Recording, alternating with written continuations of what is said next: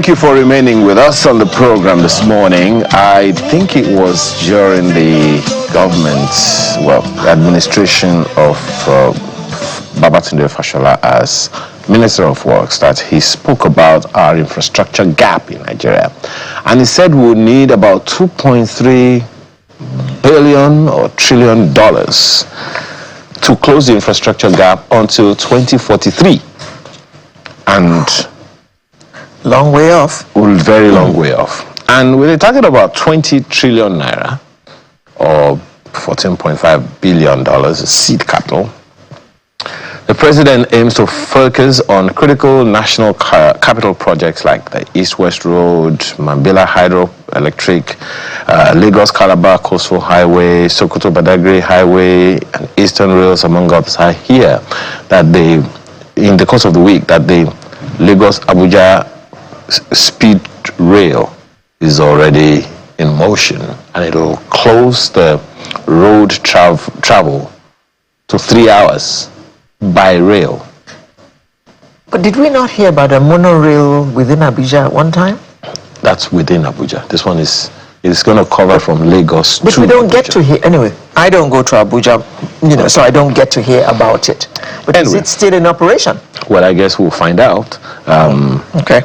We understand that Nigeria ranked 24th in 2020 out of 54 African countries in the Africa Infrastructure Development Index. We scored 23.26 points. Egypt was second with 88.3 points, and Wharton, Libya, third with 82.9 points. Can you imagine that? Anyway, we have 60,000 kilometers of Nigeria's 200,000 kilometer road network paved. Let's have conversations around this morning with Professor Samuel Odelme, who is Professor of Transport and Logistics at the Lagos State University, as well as Mr. Ademola Rabiu, joining us all the way from Ife. Gentlemen, thank you so much for joining us this morning. Thank you very much. Yeah. It's a pleasure to be here. Yeah. Let me begin with you, Professor Odelme. This whole infrastructure gap thing, looking at the challenges and the prospects that it has, we don't seem to talk much about it. Or is it that we are not paying attention? Is it that we don't know how important it is? Well, we talk about it in a topsy manner. We just pick it in a disjointed way, especially when it is biting us. Either the road is locked somewhere, or the rail is something, or power is down.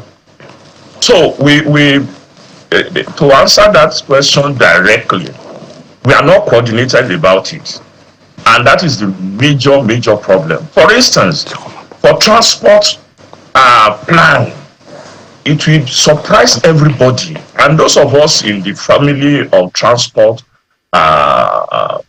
experts, we've been saying it. How can a nation not have a transport policy to direct and guide its transport infrastructural development?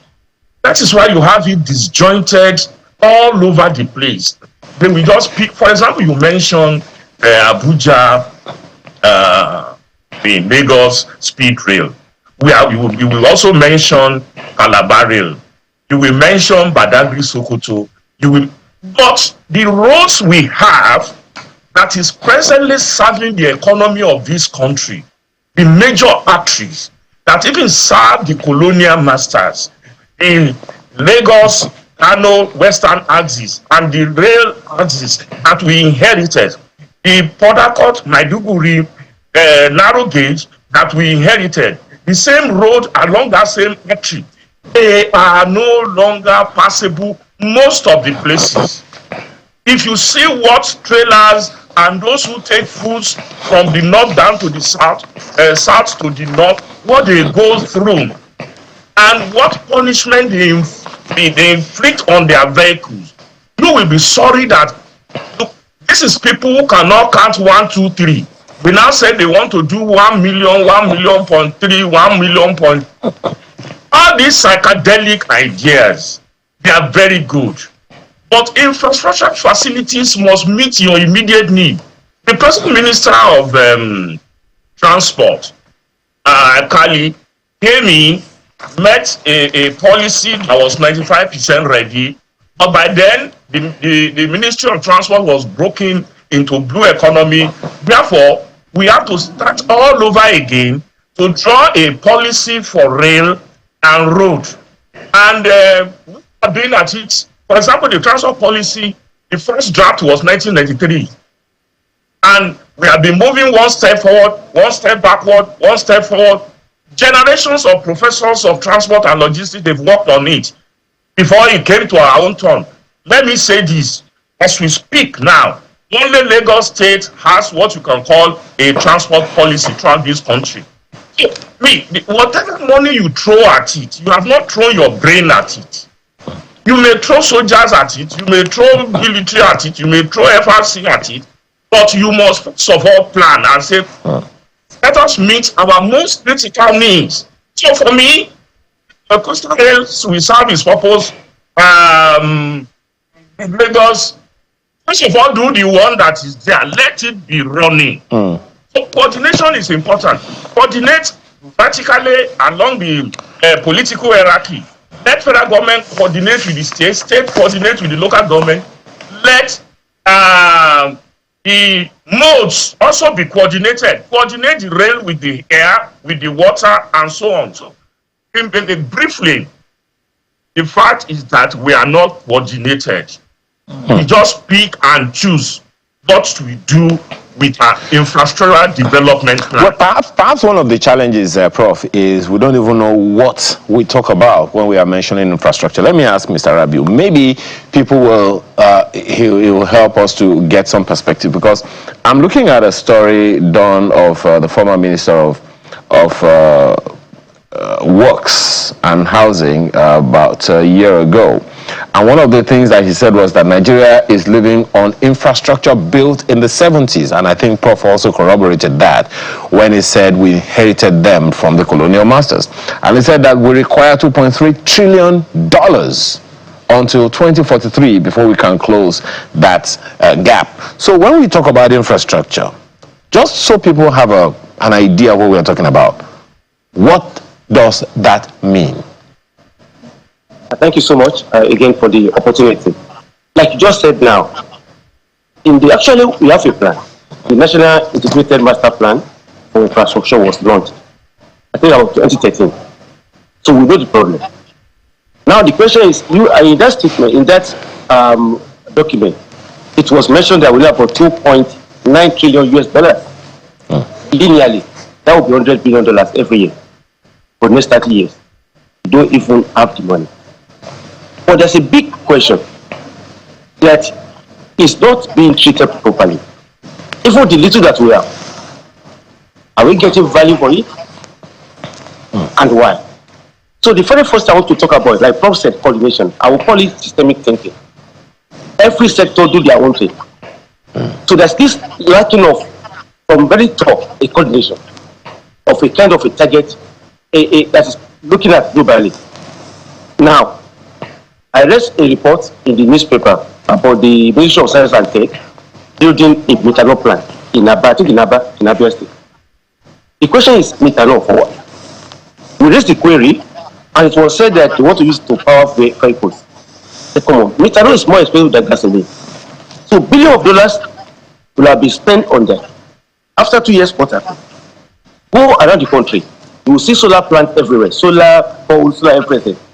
You work for a week or a month or a few weeks, and it's backed up. So there's no synergy between the various sectors. You talk about ports. People talk about coordinated transportation networks and everything. The central of this is power. Without power, we are joking, because infrastructures include roads, our water, our ports, our airway, refineries, even hospitals. Across all sectors. That's what infrastructure means, the hard infrastructure. So and then it's so sad. People will tell you in the 70s, Lagos used to be very good. They have very good running things. But the point is, the population have grown. a lot. And the investment in infrastructure have not been able to pace with this growth in the number of the volume of usage that we presently have. But the little, let me call it the little, it's not little anyway, because you see billions of naira every year. For instance, going to solar, going to road. I was in Kurudu when I came to Nigeria sometimes about 3 months ago. I was doing, and I saw a road. You look at that road, you bet it that this road has never been graded. They said, no, it was started during Fashola era, but it failed within 1 year. And the same story everywhere. You travel across from Lokoja to Abuja, my good God. And then you go to that place, like Cape Town, where I live for 21 years now. Road lasts for 15 good years. I wouldn't say it's corruption, but there's lack of sustainability plan. That how do we maintain this road for the next 5 years? It's not about money only. It's about that. I mean, how do you? I mean, I went to, I don't want to mention places or the person in charge. I saw a road that was commissioned, and it is failing right on the day it was commissioned. Where's your facility? So it's not just corruption. There's this lack of coordination, like Prof rightly mentioned. Every sector is doing their own thing. You build your monorail or fast rail, and there's power failure or insufficient power supply. You have to build your own generator and everything. For generator, you need gas or diesel. You don't have that. So are we doing things in a way that we can say in 5 years' time we want to have this? So as we go along, I'll be pointing out this, and it's everywhere. So I mean, imagine a country of 200 million people generating at most 10,000 megawatts of power, and South Africa of less than 60 million doing 56,000 megawatts presently. And then when we say this, what do people do? We run to renewables. Okay. Prof, it seems like a no-brainer that we can move more goods via rail. And since you brought up the 70s, I mean, it is clear that a lot of goods and even people were moved around a lot through the railways in that time. So what happened to us that we are now at a stage where there's so much pressure on our roads, and we still don't think it is time for us to concentrate on moving goods by other means? Yeah, thank you. The truth is, that's what I said by, when I have my master plan, I mean, like my colleague said, the disjointed master plan. But to build them together, to have a overview of where are we going, that is what we commonly insist, there should be a policy. Because you see, infrastructure master plan is a large issue. You are talking of water, energy, telecom, but especially transport. Now, to address the matter, you see, it is very sad, and most of the time, I give it to lack of professionalization of those ministries, and that we politicize every aspect of our development. You said it's no brainer. Honestly, for me, if we had maintained our narrow gauge and it is running effectively, the two major transects, it will take off all these trailers off the road. But rather than ensure, you see, most politicians, they talk about legacy project. We want to leave this legacy project. But I normally ask them, what about your inheritance? What about your heritage? No government can build what he has inherited. That is, if you have inherited 100, at best, you have 8 years, you can build 10. Now, you will not neglect the entire 100, new 10, and you will be doing yanga all over the place that you have left a legacy of 10 when you have destroyed your heritage of 90. So, if I want to say so, I will say, look, get the two narrow gauge line running, take it for freight, we'll be transporting our freight. The standard gauge is now emphasizing passenger, it's human passenger, but essentially transportation is good, men, and material. human beings are now concentrating the new standard gauge in carrying, for example, if you have a big luggage to go on the standard gauge, they will say you cannot enter. The transportation system is that. Whereas what you should pay attention is how do you get your heavy luggage off the road. At the Lagos Express, it was already getting corrugated because it's carrying more than it can carry. So why this is so, I take it for maybe of understanding, just that we believe that it is politics. I have to do this road. For example, me, I said the road between that we were using, ask any trailer driver, there is no road that goes from the north straight to the south that does not have places where they will spend a day or two. Because briefly in Ogbomoso, if you see about 3 kilometers of trailers stranded and you ask them, some of them have been there for 2 weeks. They cannot move. And you're not talking of Badagry, Sokoto, speed rail. It's okay, but please let them get the 2 narrow lines working. That should be the priority of this government. Because once we get those 2 narrow gauge lines, what you do with standard gauge is speed. But we cannot do that speed because of cow crossing the road and all that.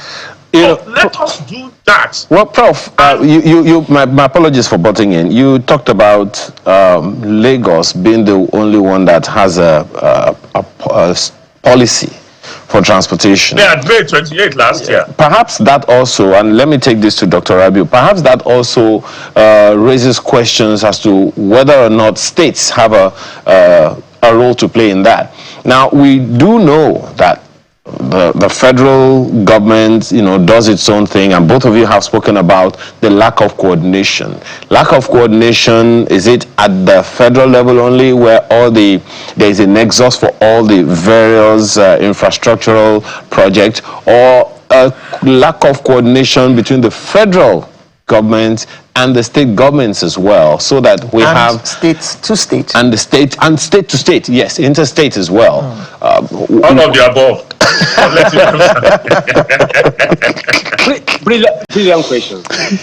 When we talk about systemic thinking or lack of coordination, if it's happening between federal ministries and agencies, you could imagine what's happening between the federal government and the state, and worse, between the state and local government. We used to have trunk A, trunk B, trunk C road, but whatever that means, either is sustainable. I don't even want to go into that now.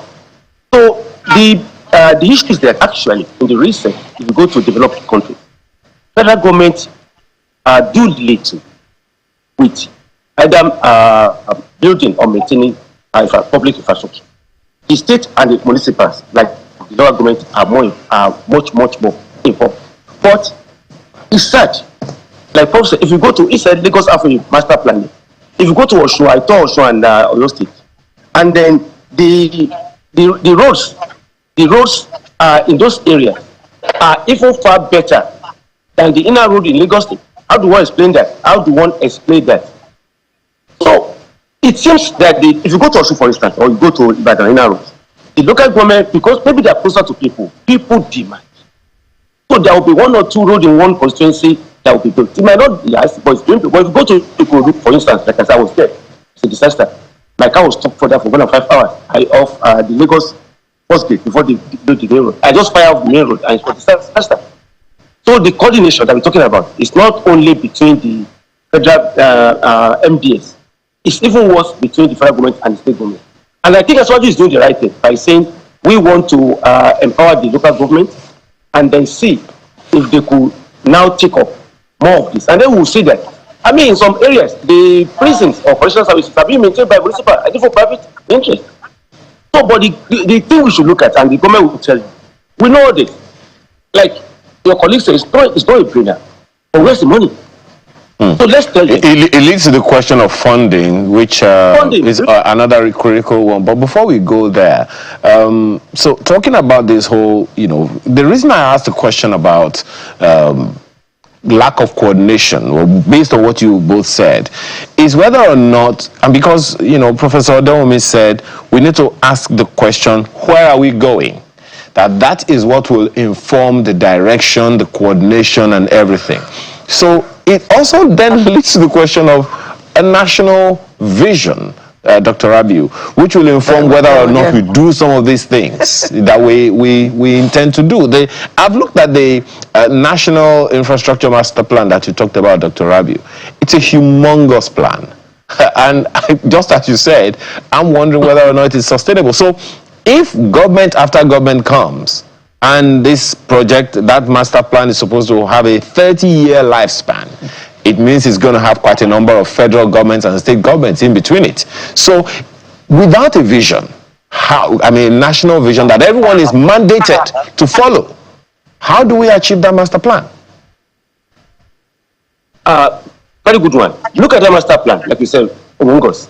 You take time to go through everything. It contains a lot. But something is quite not, there are not something there. There's no plan to sustain this. Honestly, sustainability plan. It's not only maintenance. After we've done this, what do we do? It's lacking, like Prof keep on saying.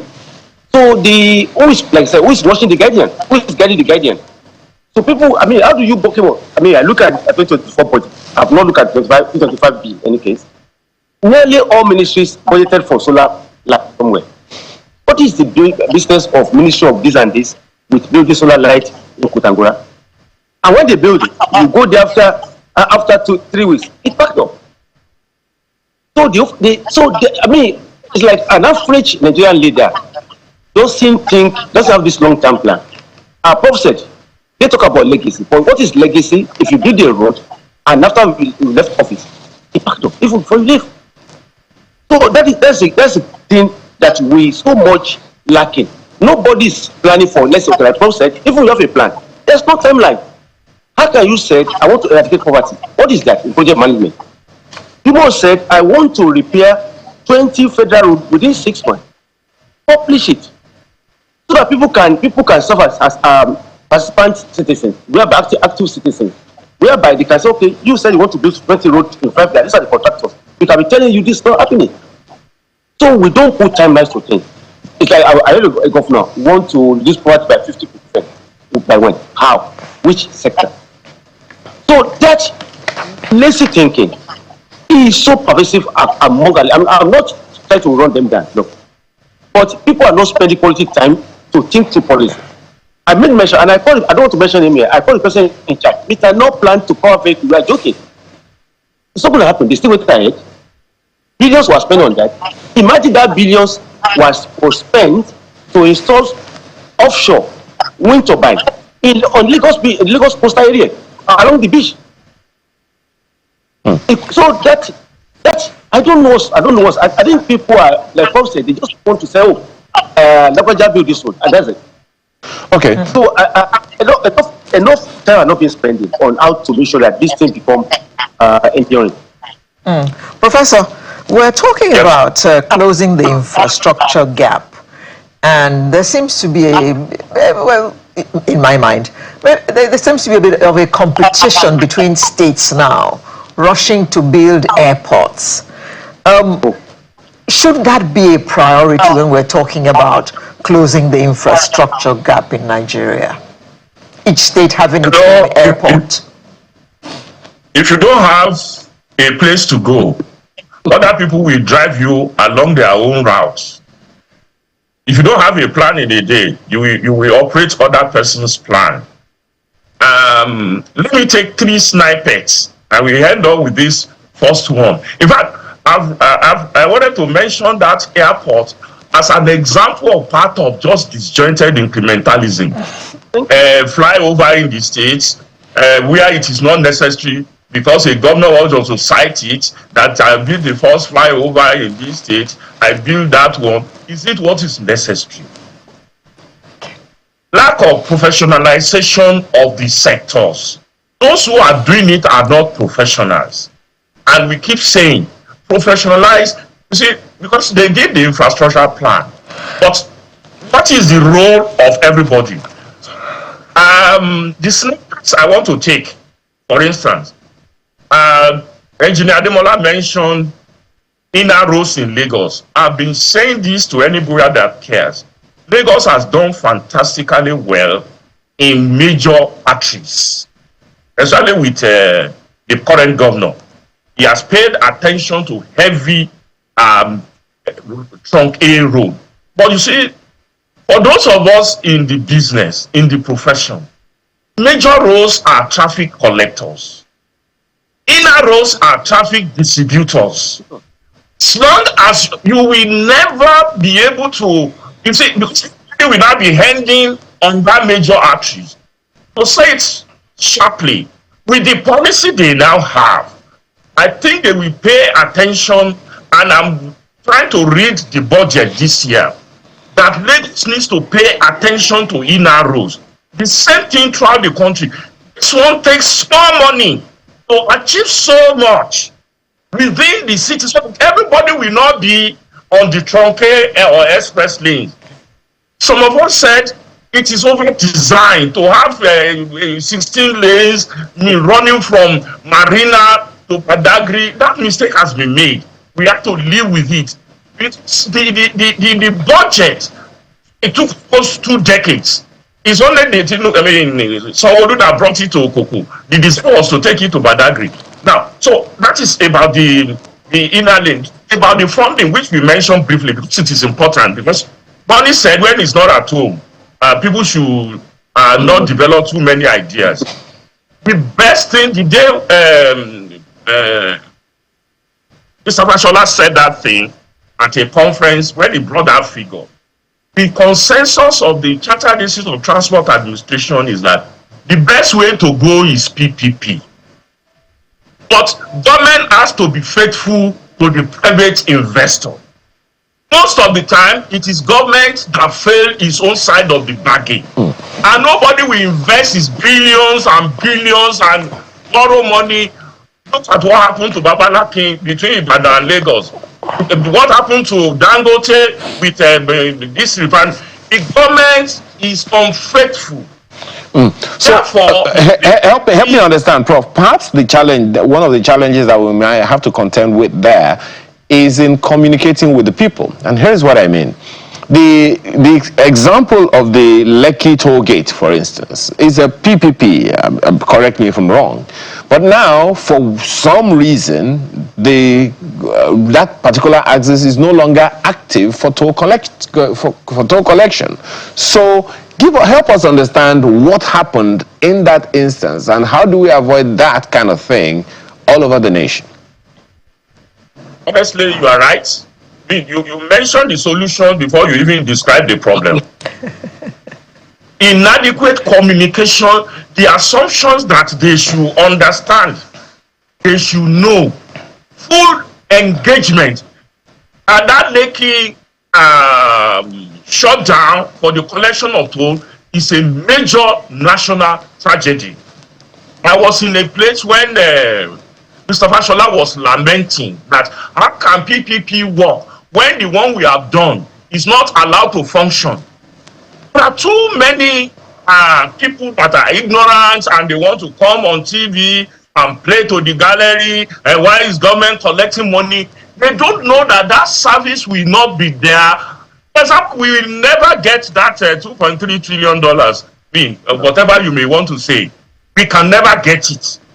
Even if we stop other things and we just developing, we don't pay salary, we don't do any other, we don't pay debt, we will never be able to. But look at what PPP has done by bringing private investors to telecom and to, you can do it in housing. But you said it, government must be able to communicate. It must be evangelism. This project that we are doing, this is what it will take, and for us to continue to have it, we must all be ready. If you pay 5,000 or 2,000 naira or 1,000 naira on a road, is very good. It's much better for your fuel and your shock absorber and your car in the long run. You have gotten it right. We must be communication. We call it enlightenment, education, and enforcement, the triple E's.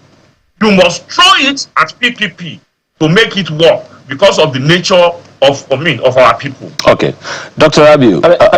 Can I come in there? Yes, Just go to make ahead. a point to what people said, the Prof said about communicating with people. I don't even know why government are not doing that. You know, people in offices, sometimes they think they are doing us a favor by doing their work. If you look at the BPE, the Bureau of Public Enterprises, I met with the DG about some days ago, and I said, look at LNG, Nigerian Natural Gas. It's a PPP people here. People might not know. It's a PPP, and it's working. So when people say that government has no business running businesses, like Prof said, some people are just being ignorant. Government owning business is distinct from government running or managing a government. Government by its nature cannot manage business. I mean, endemic corruption, terrorism, and anything. But LNGN is owned by government and a partner, but they don't manage it, they don't operate it, and it works fine. So in Nigeria now, when we want to privatize everything, Prof will tell you, infrastructural funding takes a lot of capital, and the return is it comes in triple reports, and it takes for some time. Every investor wants quick money. Look at Kavalaki, for instance, because of what we call the ESG problem issues. All the money is gone. Though he could litigate and get something, and if you are clever, you write in the contract, you are a lawyer, you can write and get your money back. But just look at the optics, what we are selling out to other people outside there. So the big issue in the BP that we are not following is there. Don't do PPP only. Do PPP, P4. Not only public-private project. Also, people. If people in Lekki bought 5% share in that toll gate, they would defend it with their life. The same thing in the refinery area. Why can't you let the community, either as a trust or as imagine now, you get the NURTW, the Union of Road Transporters, or the road owner, to buy share in the company that is concession, the toll gate concession to. They will do everything to make sure it works. Okay. And it's in our law. It's in BPE law, but it's not being implemented. Okay. Now, let me come back to you, Prof. Where do we go from here? Now, to a large extent, we have put all of this at the table of the federal government. And Dr. Abiu also mentioned something that various ministries, departments, and agencies are interested in what other ministries, departments, and agencies are also doing. The work of, buying solar panels and all of those things. I don't know how is the business of, for instance, the Federal Ministry of Health. That so happens. But that's one. The second leg to it is the states, the subnational governments, and the local governments as well. How do we enforce their individual roles to integrate into the national infrastructure deficit gap that we want to close? Yeah, thank you. Lest I forget, Engineer Adebola mentioned people. Let me tell this small anecdote story. When I finished my degree, first degree, young worker, the Governor Luni introduced in Oyo State this mass transit. Then I wrote a letter to him that this program will fail in 2 years.